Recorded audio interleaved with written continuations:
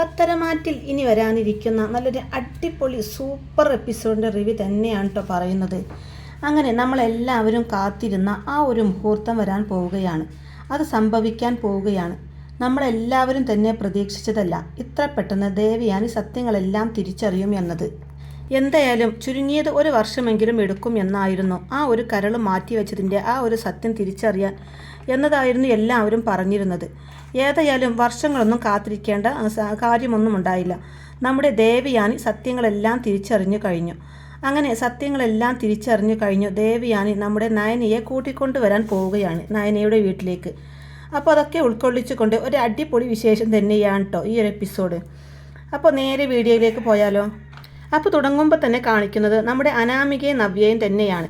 അങ്ങനെ നമ്മുടെ അനാമികയോട് നവ്യ പറയാണ്, ഹോ നിൻ്റെ വീട്ടിൽ ഒത്തിരി വകയും ആസ്തിയും ഒക്കെ ഉള്ളത് കൊണ്ടായിരിക്കുമല്ലേ അമ്മായി തന്ന 100 പവനിൽ നിന്ന് നീ ആ ഒരു വലിയ നെക്ലേസ് എടുത്ത് നിൻ്റെ അമ്മയുടെ കയ്യിൽ കൊടുത്ത് കൊണ്ടുപോയി വിറ്റത്. ഇത് കേട്ടതും ഞെട്ടിപ്പോകുന്നുണ്ട് അനാമിക. അപ്പോൾ അനാമിക ചോദിക്കുന്നുണ്ട്, അല്ല നിന്നോട് ആരടി പറഞ്ഞത് അത് ഞാനാ വിറ്റതെന്ന്? നീയും നിൻ്റെ അനിയത്തിയും കൂടെ ചേർന്നല്ലേ അത് വിറ്റത്? എന്നിട്ട് എൻ്റെ പേരിൽ പറയുന്നോ? നാണമില്ലല്ലോടി നിനക്കെന്ന് ചോദിച്ചപ്പോൾ നവ്യ പറയുന്നുണ്ട്, നാണവും മാനവും ഇല്ലാത്തത് എനിക്കല്ലടി, നിനക്കടി നാണവും മാനവും ഇല്ലാത്തത്.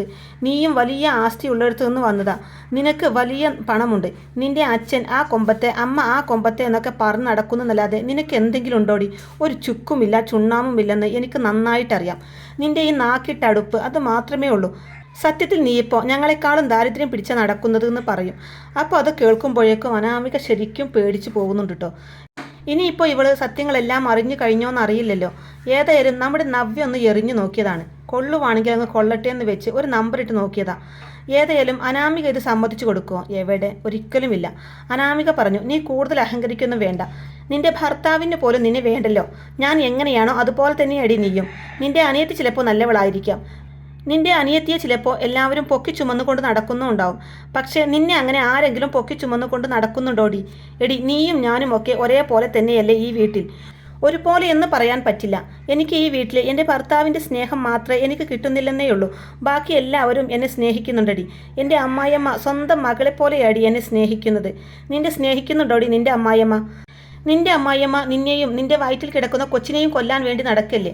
നിൻ്റെ അമ്മായിയമ്മ നിന്നെയും നിൻ്റെ കൊച്ചിനെയും കൊല്ലാൻ പല വഴികളും നോക്കിയിട്ടില്ലേടി എന്നൊക്കെ ചോദിക്കുമ്പോൾ പെട്ടെന്നായിട്ട് നമ്മുടെ നവ്യ, അതെങ്ങനെ നിനക്കറിയാം? അപ്പോൾ അനാമിക ഒന്ന് ഞെട്ടുന്നുണ്ട് കേട്ടോ. അല്ല, എൻ്റെ അമ്മായിയമ്മ എൻ്റെ കുഞ്ഞിനെ കൊല്ലാൻ നടക്കുന്നുണ്ടെന്ന് നിനക്കെങ്ങനെ അറിയാമെന്നാണ് ഞാൻ ചോദിച്ചത്. ആ വഴികൾ പലതും ചെയ്തതിൽ ഒരു വഴിയാണല്ലോ നീ ഒക്കെ കൂടി എനിക്ക് പാലിൽ വിഷം കലർത്തി തരാൻ നോക്കിയതോ. അത് ആദർശേട്ടൻ്റെ അമ്മ എടുത്തു കുടിച്ചതും അതുകൊണ്ട് അവർ കിടപ്പിലായി. എന്ത് ചെയ്യാനാ? എടി നീയൊക്കെ എന്ത് ചെയ്താലും അതൊന്നും എനിക്ക് ഏൽക്കാൻ പോകുന്നില്ലടി. ഞാൻ ദൈവത്തിൽ വിശ്വസിക്കുന്നവളാ. അതുകൊണ്ട് ഏൽക്കില്ലെന്ന് പറയുമ്പോൾ നീ ദൈവത്തിൽ വിശ്വസിക്കുമായിരിക്കും. പക്ഷേ നിൻ്റെ ഭർത്താവ് ദൈവത്തിൽ വിശ്വസിക്കുന്നുണ്ടോ? ഇല്ലല്ലോ. നിൻ്റെ ഭർത്താവ് ശബരിമലയ്ക്ക് പോയേക്കുമല്ലേ. നിൻ്റെ ഭർത്താവിന് വല്ല ശുദ്ധിയോ അതുപോലെ വ്രതവും വല്ലതോ എടുത്തിട്ടാണോ പോയത്? അവന് കണ്ണി കണ്ട പെൺപിള്ളേരുടെ കൂടെ കറങ്ങി കളിച്ച് നടക്കാനല്ലേ അവനെ അറിയൂന്ന് പറയുമ്പോഴേക്കും നമ്മുടെ നവ്യ പറയുന്നുണ്ട്, എൻ്റെ ഭർത്താവിന് കറങ്ങി നടക്കാനാണ് അറിയത്തുള്ളൂ എങ്കിൽ ഇപ്പോൾ എൻ്റെ വയറ്റിൽ എൻ്റെ ഭർത്താവിൻ്റെ കുഞ്ഞ് വളരുന്നുണ്ട്.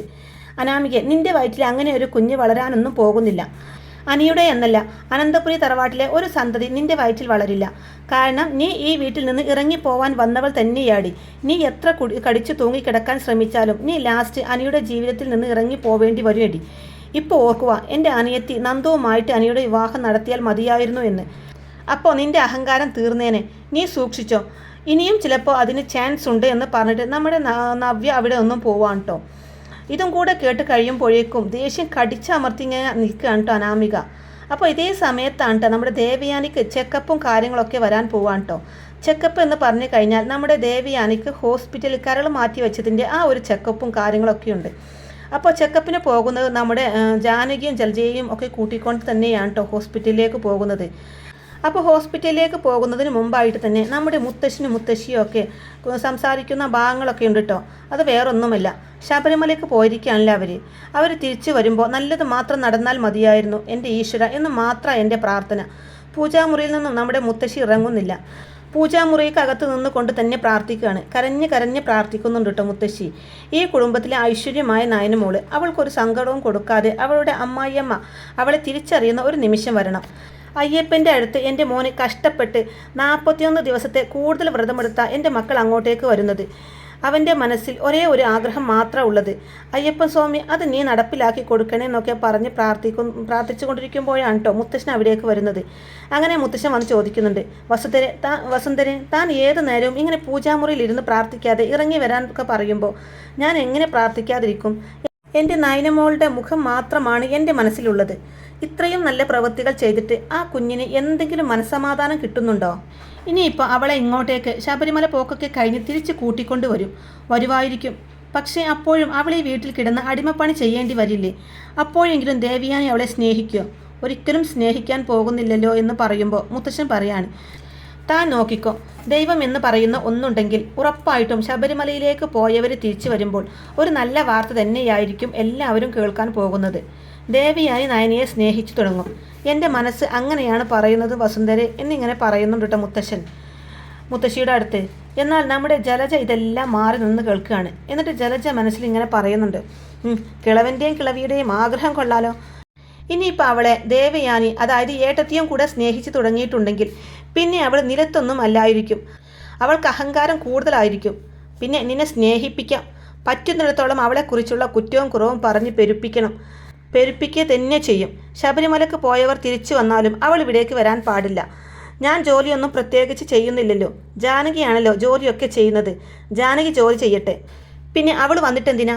ഒരു കുഴപ്പവുമില്ല. അല്ല, അവൾ വന്നിട്ട് എന്താ കാര്യം? വരാതിരിക്കുന്നതാ നല്ലത്. അവൾ ഇങ്ങോട്ട് വരേ വേണ്ട എന്നൊക്കെ ഇങ്ങനെ നമ്മുടെ ജലജ മനസ്സിൽ പറഞ്ഞിട്ട് നേരെ ദേവിയാനിയുടെ അടുത്തേക്ക് ചെന്നിട്ട് എരിപിരി കയറ്റി കൊടുക്കുന്നൊക്കെ ഉണ്ട് കേട്ടോ. നയനെക്കുറിച്ചാണ് കേട്ടോ പറയുന്നത്. അപ്പോഴാണ് നമ്മുടെ അനാമിക തുള്ളിച്ചാടി അങ്ങോട്ടേക്ക് വരുന്നത്. വേറെ ഒന്നുകൊണ്ടല്ല കേട്ടോ അനാമിക അങ്ങോട്ടേക്ക് വരുന്നത്. അനാമിക വരുന്നതിന് വേറൊരു ഉദ്ദേശം കൂടിയുണ്ട്. നവ്യ വഴിയിൽ വെച്ച് കുറേ വഴക്കുകളൊക്കെ പറഞ്ഞുവെന്നും എന്നെ കളിയാക്കിയെന്നും അതുകൊണ്ട് ഇനി ഒരിക്കലും ഞാൻ ഈ വീടിൻ്റെ പടി കയറില്ല എന്ന് പറയാൻ വേണ്ടിയാണ് നമ്മുടെ അനാമിക അങ്ങോട്ടേക്ക് വരുന്നത്. അത്ര റിസ്ക് എടുത്തു വന്നതാണ്. അപ്പോൾ അവളെ പിടിച്ചു നിർത്തിയാലോ എന്ന് വരെ ചിന്തിച്ചു പോയി. എന്നാൽ മുത്തശ്ശനും മുത്തശ്ശിയും മൈൻഡ് പോലും ചെയ്യുന്നില്ല എന്ന് കണ്ടപ്പോൾ അവിടുന്ന് നേരെ പോവാണ്. പിന്നെ രേവതിയുടെ അടുത്തും വേണുവിൻ്റെ അടുത്തും ചെന്ന് പറയാണ്, ഞാൻ അവിടെ ചെന്നു, പക്ഷേ എന്ത് ചെയ്യാനാണ്? ആ കിളവനും കിളവിയും ഒന്നും മൈൻഡ് പോലും ചെയ്തില്ല. അവർ തിരിച്ച് വിളിക്കാതെ ഞാൻ ഒരിക്കലും അങ്ങോട്ടേക്ക് പോവില്ല എന്നൊക്കെ പറയാണ്. അപ്പോൾ വേണു ആവും വിധം പറയുന്നുണ്ട്, മോളെ നീ ഇങ്ങനെ മസിൽ പിടിച്ചിരിക്കരുത്. നീ ഇങ്ങനെ ഇരുന്നിട്ടുണ്ടെങ്കിൽ നിന്റെ ജീവിതമേ പോകത്തുള്ളൂ. നമുക്ക് അവിടുന്ന് മാക്സിമം അടിച്ചു മാറ്റാനുള്ളതൊക്കെ അടിച്ചു മാറ്റണം. അതുപോലെ ശബരിമലക്ക് പോയവർ തിരിച്ചു വരുമ്പോൾ നീ അവിടെ കാണണം. നീ എങ്ങനെയെങ്കിലും അനിയെ മയക്കിയെടുത്ത് നിന്റെ പാട്ടിലാക്കാൻ നോക്ക്. അതാണ് നീ ചെയ്യേണ്ടത്. പിന്നെ നമുക്കിതെല്ലാം കയ്യിലാക്കി എടുത്തു കഴിഞ്ഞിട്ടുണ്ടെങ്കിൽ പിന്നെ ഡിവോഴ്സ് ചെയ്തോ. നീ എന്ത് വേണമെങ്കിലും ചെയ്തോ. അതുവരെ നീ എങ്ങനെയെങ്കിലും അവിടെ പിടിച്ചു നിന്നേ പറ്റൂ എന്നൊക്കെ പറയുന്നുണ്ട് കേട്ടോ. പിന്നെ നിങ്ങളുടെ എല്ലാവരുടെയും സന്തോഷത്തിനും സമാധാനത്തിനും വേണ്ടി ഞാൻ അനന്തപുരി തറവാട്ടിൽ വലിഞ്ഞു കയറി ചെല്ലണമെന്നാണോ നിങ്ങൾ ഈ പറയുന്നത്? എന്നെക്കൊണ്ട് പറ്റില്ല.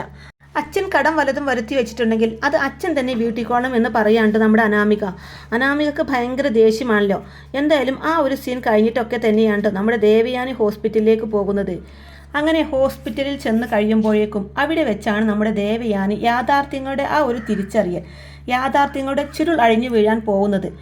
അങ്ങനെ ഡോക്ടറൊക്കെ കണ്ട് ഡോക്ടർ ചെക്കപ്പൊക്കെ നടത്തുന്നുണ്ട്. ദേവയാനിക്ക് പ്രശ്നങ്ങളൊന്നും തന്നെ ഇല്ല എന്ന് പറയുന്നു. അപ്പോൾ നമ്മുടെ ദേവയാനി അവിടെ നിന്ന് വേറെ ഒരു ഡോക്ടർ ഉണ്ടല്ലോ, സ്ഥിരമായിട്ട് നോക്കിയിരുന്ന ഒരു ലേഡി ഡോക്ടർ ഉണ്ടല്ലോ. അപ്പോൾ ആ ഒരു ലേഡി ഡോക്ടറെടുത്ത് ചോദിക്കുകയാണ്, ഞാൻ വേറെ ഒരു കാര്യം അറിയാനും കൂടിയാണ് വന്നിരിക്കുന്നത്. എനിക്കത് അറിഞ്ഞേ പറ്റൂ. പറയാതിരിക്കരുത് ഡോക്ടർ. ഡോക്ടർ പ്ലീസ് എന്നോടത് പറയണം. എനിക്ക് കരൾ തന്ന പെൺകുട്ടി ഏതാണെന്ന് എനിക്കറിയണം. ഞാൻ ആ പെൺകുട്ടിയുടെ കരളിലാണ് ഇപ്പോൾ ഞാൻ ജീവിക്കുന്നത്. അപ്പോൾ ആ പെൺകുട്ടിയെ അറിയാനുള്ള ആഗ്രഹം കൊണ്ട് ഞാൻ ചോദിക്കാം. എനിക്ക് ആ പെൺകുട്ടിയെ ഒന്ന് കാണണം, കണ്ണ് നിറയെ കാണണം. എനിക്കൊന്ന് കൈ എടുത്ത് തൊഴണം. എൻ്റെ ദൈവത്തിൻ്റെ സ്ഥാനത്താണ് ആ പെൺകുട്ടി. അതുകൊണ്ട് ദയവ് ചെയ്ത് ഡോക്ടർ ഒന്ന് പറയോ, ആ പെൺകുട്ടി ആരാണെന്ന് ഒന്ന് പറയോ എന്നൊക്കെ പറയാൻ കേട്ടോ. ഏതായാലും ഇത് കേൾക്കുന്നതും ഡോക്ടർ സത്യം പറയാൻ തന്നെ തീരുമാനിക്കുകയാണ് കേട്ടോ. ഡോക്ടർ പറയുന്നുണ്ട്, ചിലപ്പോൾ ഞാൻ പറയുമ്പോൾ മേഡം ഷോക്കായിരിക്കാം. ആ പേര് കേൾക്കുമ്പോൾ എനിക്ക് എന്തിനാണ് ആ കരൾ തന്നത് എന്ന് വരെ പറഞ്ഞേക്കാം. കാരണം നിങ്ങളുടെ കുടുംബ പ്രശ്നങ്ങളെല്ലാം ഞങ്ങൾക്കറിയാവുന്നതാണ്. മൂർത്തി സാറും അതുപോലെ തന്നെ ആദർശ് സാറും അവരെ എല്ലാവരെയും ഞങ്ങൾക്കറിയാവുന്നതാണ്. നിങ്ങൾ പണ്ട് മുതലേ നമ്മുടെ ഹോസ്പിറ്റലിലേക്ക് തന്നെയാണ് വരുന്നത്. അപ്പോൾ അവിടുത്തെ കാര്യങ്ങളും വിവരങ്ങളും എല്ലാം നമുക്കറിയാം. അതുപോലെ ഈ ഹോസ്പിറ്റൽ കെട്ടിപ്പടുക്കാൻ വേണ്ടി ഒരുപാട് കാര്യങ്ങൾ മൂർത്തി സാർ ചെയ്തിട്ടുമുണ്ട്.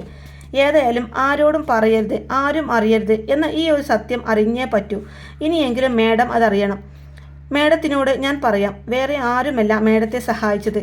മേഡത്തിന് ലിവർ പകുത്തു നിന്ന് സഹായിച്ചത് മേഡം ഏറ്റവും കൂടുതൽ വെറുക്കുന്ന ഒരാളാണ്. മേഡം ആരെയാണോ ഏറ്റവും കൂടുതൽ വെറുക്കുന്നത്, ആരുടെ കരൾ എനിക്ക് കിട്ടരുത് എന്നാണോ മേഡം ആഗ്രഹിക്കുന്നത്, ആ ഒരു കരളാണ്, ആ ഒരു ജീവനിലൂടെയാണ് ഇപ്പോൾ മേഡം തുടിച്ചുകൊണ്ടിരിക്കുന്നത്. മേഡത്തിൻ്റെ ജീവൻ്റെ തുടിപ്പ് അതിലൂടെയാണ്, വേറെ ആരുമല്ല. അത് മേഡത്തിൻ്റെ മരുമകൾ, മേഡത്തിൻ്റെ ആജന്മ ശത്രു എന്നൊക്കെ വേണമെങ്കിൽ പറയാം. അത് നയനയാണ് എന്നുള്ള സത്യം തുറന്ന് പറയാണ്ട് ഡോക്ടർ. അപ്പോൾ ഇത് കേൾക്കുന്നതും വല്ലാതെ അങ്ങ് ആയി പോവാണ്ട് ദേവയാനി, വല്ലാതെ അങ്ങ് ഷോക്കായി പോവാണ്. എന്താണെന്നറിയില്ല, അതുപോലൊരു ഷോക്ക്, വല്ലാത്തൊരു ഷോക്ക് എന്ന് വെച്ചാൽ വല്ലാത്തൊരു ഷോക്ക്. നമ്മുടെ ദേവയാനിക്ക് എന്ത് പറയണമെന്നറിയില്ല. ദേവയാനി, ഡോക്ടർ എന്നെ പറ്റിക്കാൻ വേണ്ടി പറയുന്നതൊന്നുമല്ലല്ലോ. ഞാൻ അവളെ സ്നേഹിക്കാൻ വേണ്ടി, ചിലപ്പോൾ നിങ്ങൾ പറയുന്നതായിക്കൂടെ, ഞാൻ അവളെ സ്നേഹിക്കാൻ വേണ്ടി ആദർശും ജയേട്ടനുമൊക്കെ നേരത്തെ ഇക്കാര്യം ഇവിടെ വന്ന് പറഞ്ഞു കാണുമല്ലേ?